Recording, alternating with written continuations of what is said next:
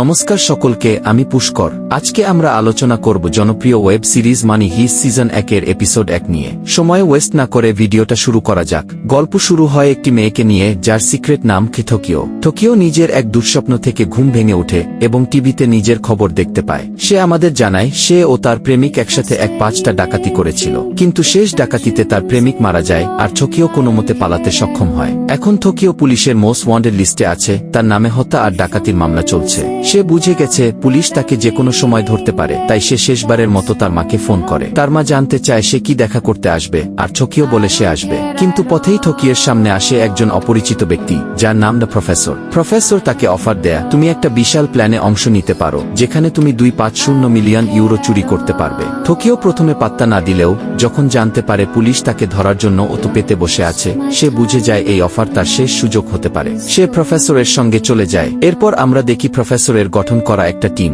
মোট 8 জন সদস্য। বার্লিন পুরো মিশনের লিডার, মস্কাও একজন খনির প্রাক্তন কর্মচারী, ডেনভার মস্কাওয়ের ছেলে, রেও কম্পিউটার হ্যাকার, নেরবি নকল টাকা বানানোর এক্সপার্ট, হেলসিংকি আর অসলো 2 শক্তিশালী ও সাহসী চরিত্র। প্রফেসর সবাইকে বলে তারা একে অপরের আসল নাম জানবে না, শুধু শহরের নামে ডাকবে, যেমন টোকিও, বার্লিন ইত্যাদি। এরপর সবাই চলে যায় এক পুরানো বাড়িতে, যেখানে 5 মাস ধরে প্ল্যান করে তারা স্পেনের ভয়েলমেন ডাকাতি করার প্রস্তুতি নিতে থাকে। 5 মাস পর শুরু হয় অভিযান। তারা একটা ট্রাক হাইজ্যাক করে যাতে ভয়েলমেন্ডের টাকা বানানোর কাগজ ছিল। তারা মেন্ডের ভেতরে ঢুকে পড়ে, যেখানে তখন স্কুল ট্যুরে কিছু বাচ্চা ও কিছু কর্মচারীও ছিল। টোকিও একজন মেয়েকে খুঁজতে শুরু করে যার নাম আলিসন পার্কার, যিনি একটি গুরুত্বপূর্ণ চরিত্র কারণ তার ছবি প্রফেসরের দেওয়ালে ছিল। পুরো মিং কন্ট্রোলে চলে যায় ডাকাতদের হাতে। বার্লিন নিজের মুখের মাস্ক খুলে বলেও দেয়া, আমরা কারো ক্ষতি করব না, শুধু সহযোগিতা করুন।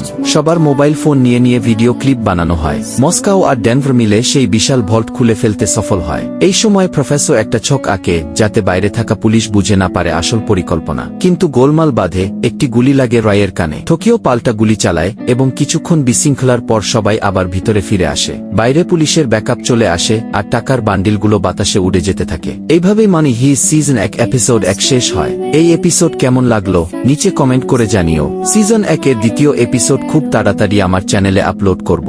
ভিডিও দেখার জন্য অসংখ্য ধন্যবাদ। পরের এপিসোডে দেখা হবে।